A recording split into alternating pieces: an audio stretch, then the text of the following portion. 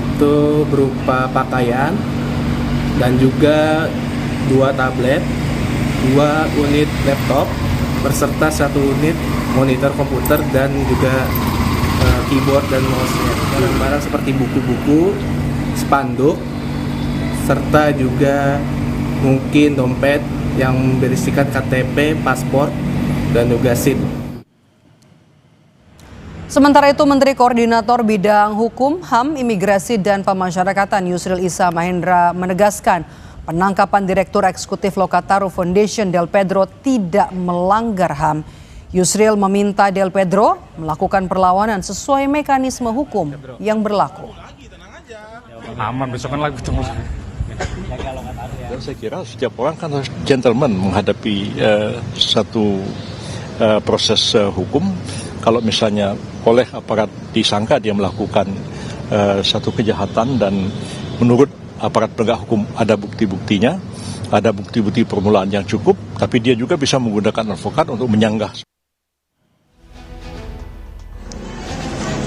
Dan yang paling penting adalah sekarang keadilan untuk korban. 10 orang meninggal, 1 meninggal aja harusnya menjadi kegagalan negara. Ini 10. Iko Julian Junior, mahasiswa Fakultas Universitas Negeri Semarang UNES berusia 20 tahun, meninggal pasca mengikuti demo. Iko diketahui kritis usai menjemput temannya yang ditangkap polisi ketika mengikuti aksi demo pada tanggal 31 Agustus. Dokter menyatakan Iko mengalami kerusakan limpa dan pendarahan hebat. Meski telah menjalani operasi, kondisinya terus memburuk. Ibunda Iko mengaku sempat mendengar sang anak mengigau saat dirawat. Tapi ada juga beberapa informasi kami yang masuk, itu ada luka di limpanya. Di situ kami mencoba masih mencari bukti-bukti dan saksi-saksi lain terkait dengan sebab musabab kematian dari almarhum. Polisi menepis dugaan kekerasan aparat menjadi penyebab kematian Iko Julian. Kabid Humas Polda Jawa Tengah menyebut mahasiswa Fakultas Hukum Universitas Negeri Semarang ini meninggal karena kecelakaan sepeda motor pada Minggu 31 Agustus. Laka lantas, di mana kendaraan Vario yang ditumpangi atau dikendarai oleh saudara Vicky dan Aziz ditabrak dengan kecepatan tinggi oleh kendaraan Supra yang dikendarai oleh saudara Iko dan Ilham. Akibat tabrakan kecepatan tinggi dari arah belakang tersebut mengakibatkan keempat pengemudi tersebut terpelanting ke depan, jatuh ke bawah dan berakibat luka berat dan luka ringan. Dalam pernyataannya, Komnas HAM mencatat korban tewas dalam aksi unjuk rasa terhitung sejak 25 Agustus hingga 31 Agustus mencapai 10 korban yang sudah teridentifikasi. Direktur Eksekutif Amnesty International Usman Hamid mendorong agar pemerintah memprioritaskan pengusutan kematian korban tewas dalam demo dengan membentuk tim investigasi independen. Itu diperhatikan oleh pimpinan Polri, oleh Kapolri, oleh Kabarreskrim, dan juga oleh Presiden Republik Indonesia untuk bisa benar-benar menunjukkan empati, bisa menunjukkan prioritas yang jelas bahwa prioritas utamanya adalah untuk memastikan ada keadilan pada mereka yang kehilangan nyawanya.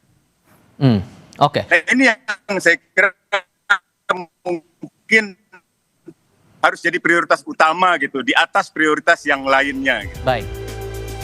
Tak hanya keluarga korban, seluruh elemen masyarakat mendorong Presiden Prabowo Subianto untuk segera membentuk tim investigasi independen mengusut penyebab kematian 10 korban tewas dalam aksi unjuk rasa. Tim Liputan Kompas TV.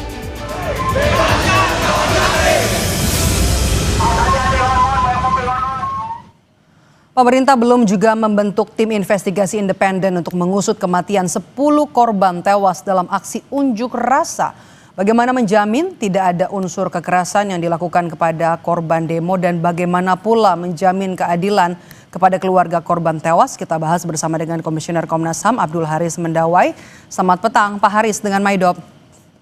Selamat petang Mbak Maidok. Kami mau update dulu, mau konfirmasi Pak, dari data Komnas HAM sampai dengan petang ini untuk korban tewas tetap di angka 10 atau ada korban tambahan Pak? Ya sebenarnya kemarin ada informasi tambahan ya, tetapi ketika kita cek ini kita masih membutuhkan pendalaman lebih lanjut. Jadi info terakhir kelihatannya yang satu lagi itu belum terkait dengan eh, aksi unjuk rasa dalam beberapa hari terakhir gitu. Sehingga jumlahnya masih tetap 10 itu ya. Oke. Komnas HAM ini kan juga kemudian mendesak adanya tim investigasi soal dugaan kekerasan yang dilakukan aparat pada saat demo kemarin. Kenapa kemudian alasan mendesak? Apa kemudian indikasinya dan apa saja bukti-bukti yang sudah dimiliki oleh Komnas HAM? Ya, jadi kalau kita lihat berbagai kekerasan yang terjadi di berbagai daerah itu kan sebenarnya disebabkan oleh berbagai macam ya penyebab ya. Antara lain itu misalnya ketika ada yang demo, mereka mengalami kekerasan oleh aparat misalnya. Tetapi ada juga yang mereka meninggal misalnya seperti yang di Makassar itu kan meninggal karena gedung DPRD itu kan dibakar gitu. Jadi kalau kita lihat yang meninggal ini memang harus didalami lebih lanjut apa penyebabnya, kemudian kira-kira siapa pelaku dari peristiwa itu ataukah memang itu merupakan kesalahan sendiri atau seperti apa, tentunya ini perlu dicek dan didalami lebih lanjut ya. Jadi memang tahap sekarang ini Komnas HAM pun dalam proses pengumpulan data-data dari berbagai unjuk rasa atau dari berbagai peristiwa yang terjadi di berbagai daerah, baik itu di Makassar, di Jogja, di Semarang, di Bandung, Jakarta, dan lain sebagainya. Jadi proses pengumpulan data ini masih berlangsung, namun demikian tentunya kita berharap bahwa kita tetap perlu mendukung aparat penegak hukum, aparat kepolisian ya, dalam mengantisipasi apabila ada demo yang mengarah kepada kekerasan yang terjadi ya. Jadi memang kita harus lihat juga bahwa tidak semua demo itu dilakukan secara damai. Ada juga yang tahu-tahu datang langsung melakukan perusakan. Nah, ini juga yang Fakta adanya kekerasan terhadap para pendemo ini Komnas HAM menemukan di daerah-daerah mana saja Pak? Ada di berbagai daerah ya, kita juga menemukan beberapa kekerasan. Jadi, tapi kami sendiri belum bisa keluarkan ya data secara rinci karena ini masih dalam Tapi proses. sudah ada datanya Pak? Sudah ada. Jadi kami ya berdasarkan pantauan yang kami lakukan, investigasi yang kami lakukan di beberapa daerah itu, sudah ada beberapa data yang menunjukkan bahwa memang ada sejumlah orang yang menjadi korban kekerasan. Oke. Tapi kan Kalau untuk 10 korban Pak, untuk 10 korban tewas dari data Komnas HAM yang mana saja Pak yang diduga jadi korban kekerasan aparat? saat ini yang sudah bisa dipastikan ini kan yang di Jakarta ya. Kemudian yang lain kan ini memang masih perlu pendalaman misalnya Semarang, karena Pak? ada juga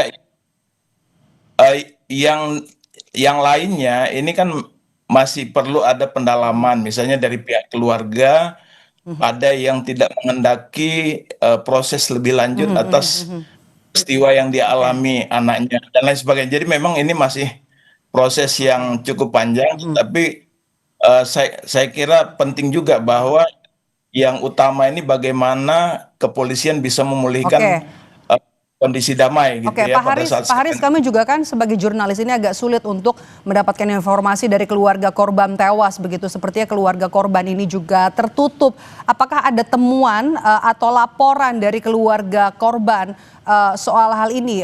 Keluarga korban kemudian juga tidak bisa bicara kepada sembarangan orang begitu ya.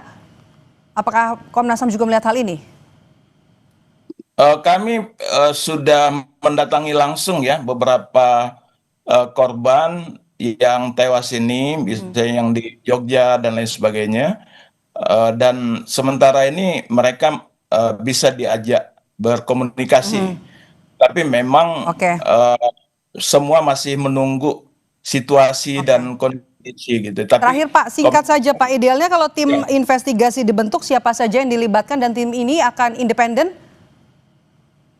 Ya kalau itu tergantung dari pemerintah ya. Kalau pemerintah ingin membentuk tim independen, saya kira sangat baik sekali sehingga hasil dari investigasi itu bisa dipercaya oleh masyarakat.